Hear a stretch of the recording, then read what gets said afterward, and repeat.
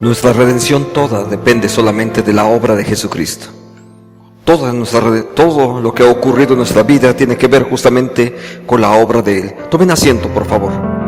Nada de lo que tenemos, nada de lo que somos realmente tiene que ver con lo que nosotros hacemos. Al contrario, realmente se trata justamente de la obra de Jesucristo. Y cuando tenemos que hablar acerca de la obra de Jesucristo, es importante que aprendamos a ver justamente cómo es que Dios lo hace. Nuestro Dios no es como nosotros. La Biblia en muchos lugares dice eso justamente. Él no es como nosotros. No actúa de la manera que nosotros actuamos. Él incluso, una de las formas muy específicas que hoy tenemos que abordar es que Dios no solamente ve la parte externa de cada uno de nosotros, sino que Jesús ve lo que hay hacia el interior de nosotros. Entonces, nosotros también tenemos que aprender a ver como Jesús ve, porque cuando aprendemos a ver como Jesús ve, es como nosotros mismos vamos a poder ser ministrados y atendidos. Y quizás seguramente va a cambiar nuestra perspectiva acerca de cómo nos relacionamos con otras personas. Le invito ahí en su lugar a que oremos. Dios, gracias por tu bendición, gracias porque tu palabra y tu Espíritu, Señor, están en medio de nosotros porque tú nos los has dado. Permite ahora, Señor, que esta palabra que tú nos has dado sea iluminada por la presencia de tu Espíritu, Padre, para que podamos buscar ahí, Señor, escuchar tu voz y descubrir cuáles son los propósitos que tú tienes para nosotros. Gracias, Dios, por la presencia tuya. Te lo pedimos en el nombre de Jesús. Amén. Sabe, es muy diferente cuando las personas tienen una percepción general de las cosas y cuando estás tratando con un especialista. Hace muchos años, en mi trabajo, yo me dedicaba al área de control de calidad. Y en el área de control de calidad para la industria automotriz, una de las cosas que tú aprendes a hacer es justamente a poner atención justo a esos detalles a los que a veces la mayor parte de las personas ni siquiera se van a dar cuenta. Entonces, cuando yo revisaba un producto, yo sabía exactamente cuáles eran los puntos que yo tenía que revisar. O sea, a veces no me interesaba tanto si el producto tenía buena apariencia. Sabía que debería de tener una buena apariencia, pero había puntos específicos que eran los que a mí me interesaba revisar. Ahora, eso se hace en el control de calidad. Ahora, eso solamente lo quiero usar solamente como una metáfora por esto. Porque muchas de las ocasiones la gente veía los productos y decía, sí, están bien. Y los que teníamos cierta vista entrenada, decíamos, no, tiene este y este defecto. Y a veces ellos ni siquiera se habían dado cuenta a menos de que uno se lo señalara. Pero la verdad es que necesitábamos ver no solamente la parte superficial de las cosas, sino ir a la parte profunda de las cosas. Esto es algo de lo que Jesús hace con nuestra vida justamente. Jesús no se queda viendo la parte superficial de cada uno de nosotros, sino lo que a Jesús le importa no es la parte superficial, sino la parte interna. Este texto que hace un momento leímos, precisamente, debemos de considerarlo nuevamente, y es algo sobre lo que quiero que nos podamos centrar en esta mañana. Quiero que observemos este texto que está en el primer libro de Samuel, porque es un texto muy, muy importante para nuestra historia en esta mañana. Dice el texto, y Jehová respondió a Samuel, no mires a su parecer, ni a lo grande de su estatura, porque yo lo desecho, pero Jehová no mira lo que el hombre, pues el hombre mira lo que está delante de sus ojos, pero Jehová mira el corazón. Quiero que veas un momento este texto, porque justamente están ahí las diferencias. En nuestra sociedad estamos acostumbrados a valorar las cosas, justamente a veces por su gran apariencia. Conozco personas que por su propia apariencia pueden obtener un puesto y otras personas incluso no lo obtienen. Y simplemente a veces se trata simplemente de la apariencia. Ahí usted conoce aquella frase común, muy, muy popular, de que como te ven te tratan. ¿Sí la ha escuchado alguna vez? ¿Sabe? Eso suele ocurrir. El problema es que cuando hacemos eso, de pronto también estamos dejando la oportunidad de conocer a la gente y de poder valorarles y ver específicamente qué hay atrás de cada uno de ellos. No atrás, sino hacia el interior de cada uno de ellos. Esto ocurría también en este caso. El contexto de este pasaje es muy conocido. El pueblo de Dios, el pueblo de Israel había proclamado y querían un rey. Entonces Dios envía a Samuel para que Samuel vaya y busque un rey, y busca entre diversas familias, y finalmente se concentra en la familia de Isaí. Este hombre tenía varios hijos, y va y busca en medio de esa familia. Entonces llega con el padre, y hace lo que cualquier padre haría. ¿Sabe? A veces me recuerda cuando va uno a los puestos de mercado, y las frutas bonitas son las que están hasta el frente, ¿cierto? Son las que están ahí cuando vas a comprar frutas a un mercado, las frutas bonitas están hasta el frente. Pero de las que te dan, luego son de las que están atrás. No son las que estaban bonitas, las que están enfrente solamente son para exhibición. Lo que la gente hace es justamente querer mostrarte lo bonito, pero a veces no es lo que te van a vender. Ahora, este tipo de circunstancias, incluso en el caso de Isaí, también él mismo lo hace. Si llegan a buscar un rey, inmediatamente vienen las ideas. Seguramente necesitan a un hombre fuerte para que pueda dirigir los ejércitos. Seguramente necesitan a alguien que tenga una presencia adecuada para poder presentarlo ante la sociedad. Va a ser el rey, no puede ser alguien feo. ¿Sabe? Entonces todo ese tipo de circunstancias comúnmente son el cómo nos conducimos. Buscamos generalmente mostrar la parte visual, y esos elementos visuales sin duda que tienen un papel importante, pero no son lo más importante. Entonces eso ocurre también en este contexto. Ahora, cuando vamos al texto un poquito más en profundidad, podríamos observar justamente estas cuantas cosas. Dios va a ver el corazón, pero en contraste con lo que Dios ve está un poco la actitud humana.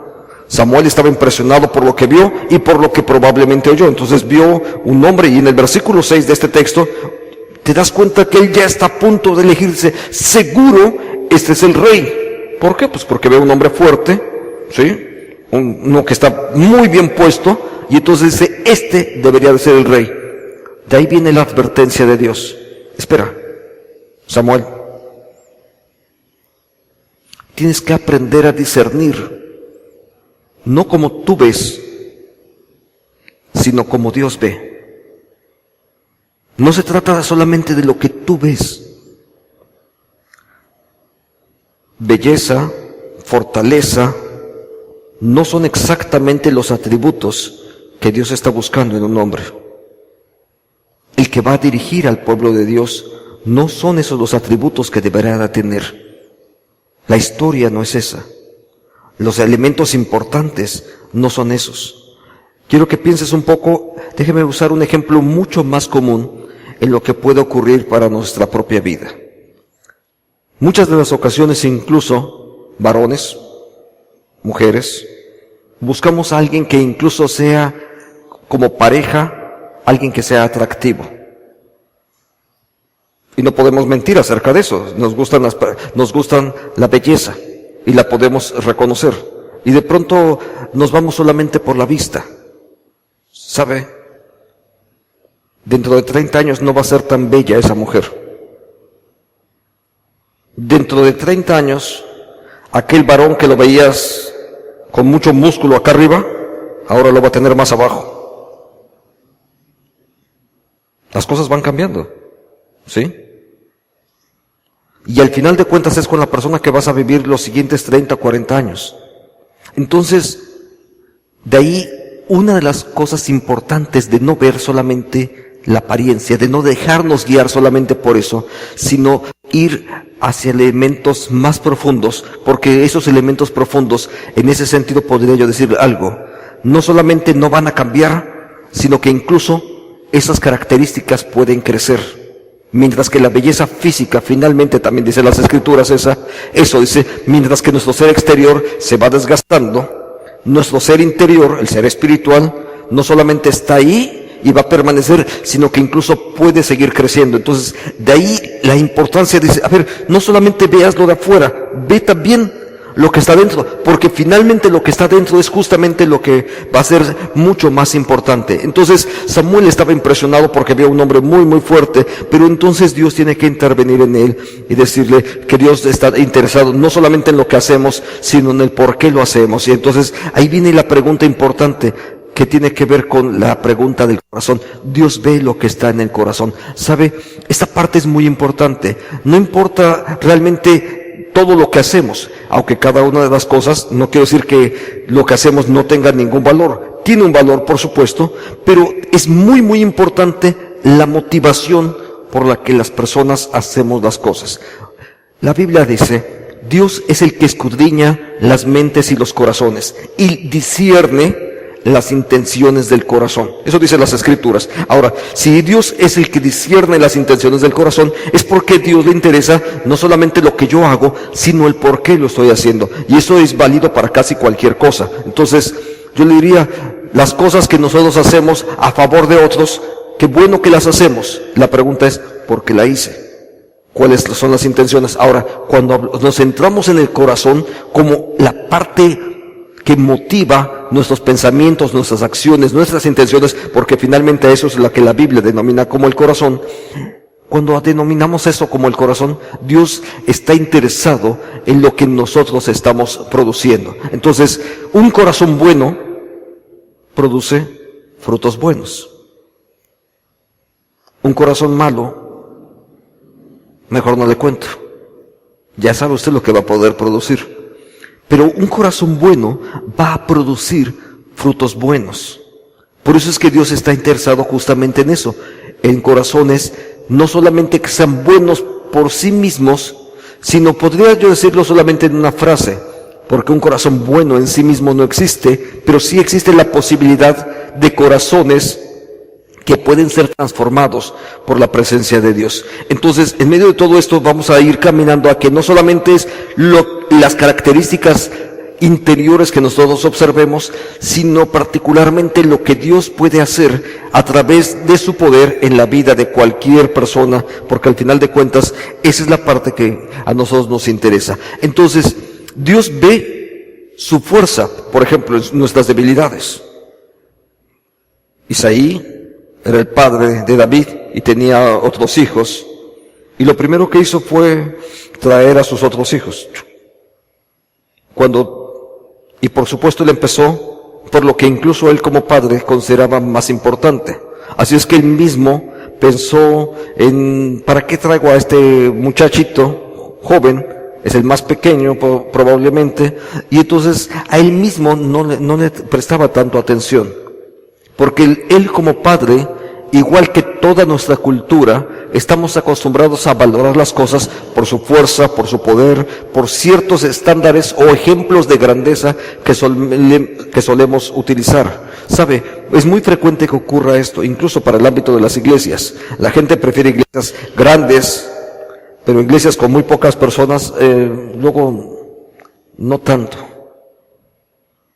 Nos gustan las cosas bonitas. Preferimos ir a comprar, incluso a veces pagar. Cuando vamos de compras hasta podemos pagar un sobreprecio con tal de comprar en un lugar donde tenga una marca específica. Y a veces el mismo producto está en otros lugares, pero no nos gusta tanto. No es lo mismo sentarse a comer en un restaurante de lujo que comer con la señora de aquí a la esquina. Probablemente los alimentos sean igual de preparados. Es más, probablemente la señora hasta cocine mejor que algunos de los restaurantes.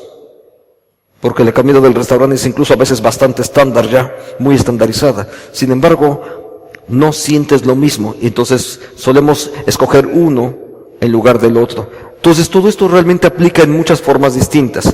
A veces menospreciamos algunos elementos porque los vemos muy jóvenes. Esa es una característica común.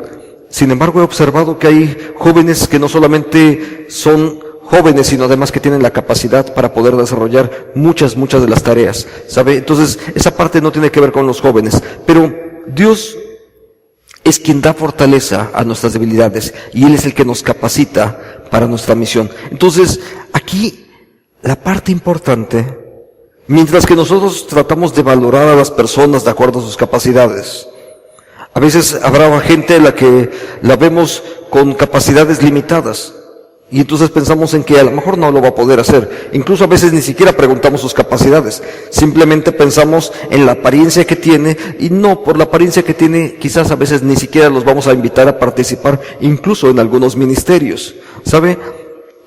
Hay muchas cosas sorprendentes acerca de lo que ocurre en nuestra propia vida.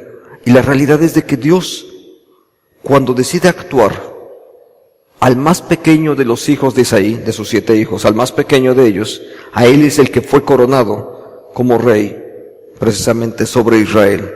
Y lo mismo ocurre a través de muchos otros ejemplos, a través de la Biblia.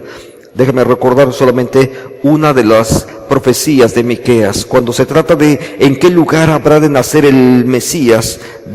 Uno de los profetas dice: y tú, Belén Efrata, pequeña para estar entre las naciones. De una aldea pequeñita, Belén, ahí es donde habría de nacer el rey. Porque Dios es el que hace eso. No se trata del lugar, de la prominencia, no se trata del poder, de la fortaleza, ni siquiera de la sabiduría que como personas podamos tener. No se trata de cuánto dinero podemos tener. Se trata justamente de algo totalmente distinto.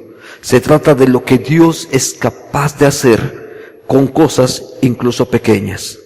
El pueblo de Israel, si ustedes lo observan geográficamente, cabe adentro del estado de Guerrero. ¿Sabían eso? Todo el estado de Israel cabe adentro del estado de Guerrero. Geográficamente es pequeñito. Es un punto muy, muy pequeño realmente. Y entre los grandes imperios que llegó a haber en la humanidad, pues yo le diría, Israel no es un gran imperio. Israel es algo muy, muy pequeño. Sin embargo, Dios decidió mostrar su grandeza justamente en ese pueblo pequeño y apartado. Y entre todos esos pueblos, en medio de un pueblo pequeño y apartado, en una ciudad chiquitita llamada Belén, Dios decidió que su rey naciera ahí, el Cristo.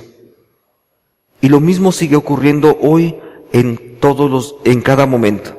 Es Dios quien decide hacer las cosas, porque no es nuestra fuerza, no es nuestra fortaleza, es lo que Dios decide hacer a través de su debilidad. El apóstol Pablo lo describió de esta forma, diciendo que en Cristo Jesús se perfecciona el poder en medio de nuestras debilidades. Entonces, y en medio de nuestras debilidades es donde Dios ejerce poder y es donde Dios transforma las cosas para que podamos experimentar, vivir de forma en su gracia. Entonces Dios ve a su Hijo perfecto, ¿sabe? Isaí era como cualquier otro hombre. Isaí realmente era como cualquier otro pecador. David era un hombre como cualquiera de nosotros. No es que tengamos prohombres y gente con grandes capacidades. Incluso en algunas ocasiones alguien dice, es que Dios lo eligió porque Dios ya sabía que él tenía la capacidad. Incluso cuando pensamos acerca de nuestra salvación, alguien una vez escuché dice, es que Dios lo eligió porque ya sabía Dios que él habría de poder hacer esto. ¿Sabe? Esa no es la razón por la que Dios nos eligió. Dios nos elige no por lo que somos, sino por lo que Dios es capaz de hacer en medio de nosotros.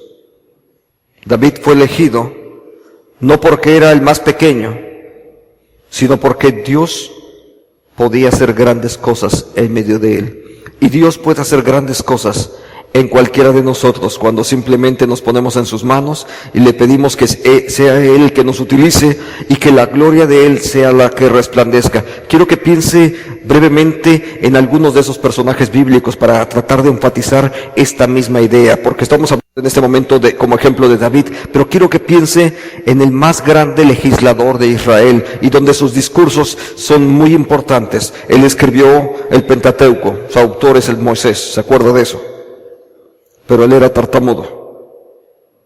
Era un hombre que posiblemente le fallaba siempre la forma de hablar, pero escribió los mejores discursos.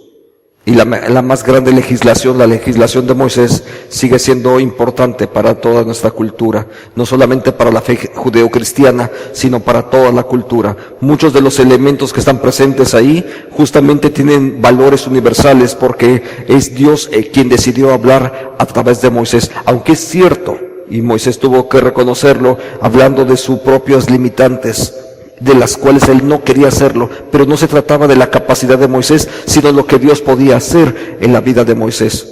Déjenme saltar ahora brevemente al Nuevo Testamento. Eso es una historia del Antiguo Testamento, y en el Nuevo Testamento encontramos un personaje importantísimo.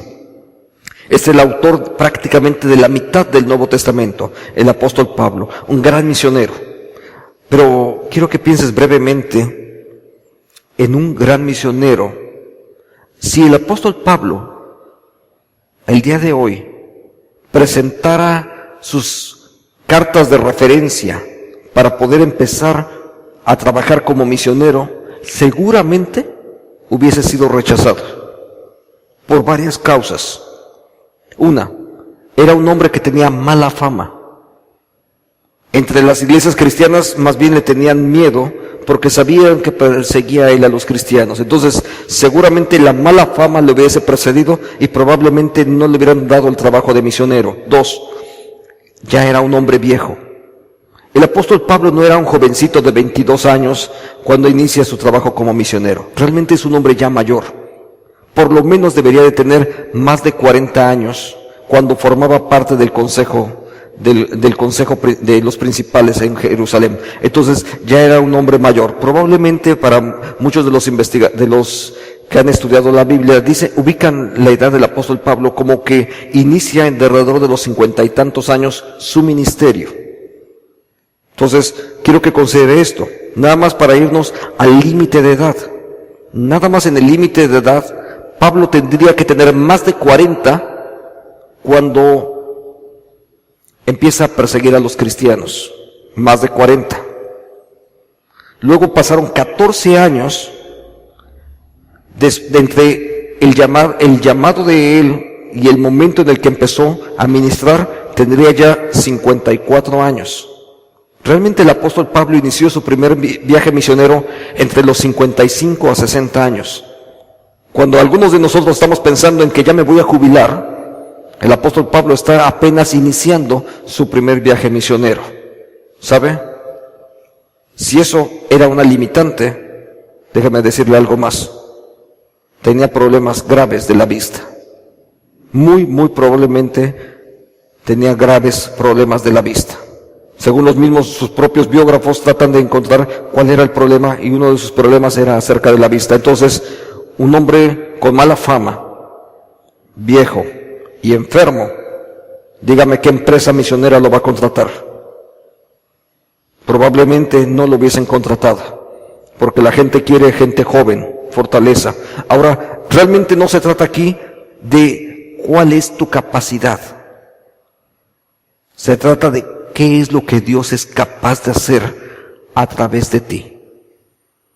La historia de David nos muestra un hombre muy joven, con poca experiencia, con pocas capacidades, pero Dios vio lo que él podía hacer en David, y él lo vio como el futuro rey de Israel. Vio en Pablo un hombre que podía ser un misionero, y aunque todas las circunstancias decían que no se podía, Dios lo convirtió en el más grande misionero. Dios vio en Moisés alguien que no tenía la capacidad ni siquiera para hablar, pero Dios vio en él alguien que podía ser el más grande legislador, y eso fue lo que ocurrió. Entonces, al final de cuentas, no se trata de lo que tú eres, de tus capacidades, sino de lo que Dios es capaz de lograr a través de ti. Quiero que consideres nada más estos últimos 2 puntos. Dios nos ve a cada uno de nosotros de un modo distinto. No ve lo que podemos hacer, ve lo que Dios puede hacer a través de cada uno de nosotros. Déjeme usar una metáfora común, un ejemplo muy común. Cuando un artista tiene un pedazo de mármol, él ve algo ahí, y eso es lo que él empieza a hacer justamente. Un bloque de mármol, y lo que él hace es empezar a quitarle todo aquello que no tiene que ver con la imagen que él tiene trazada.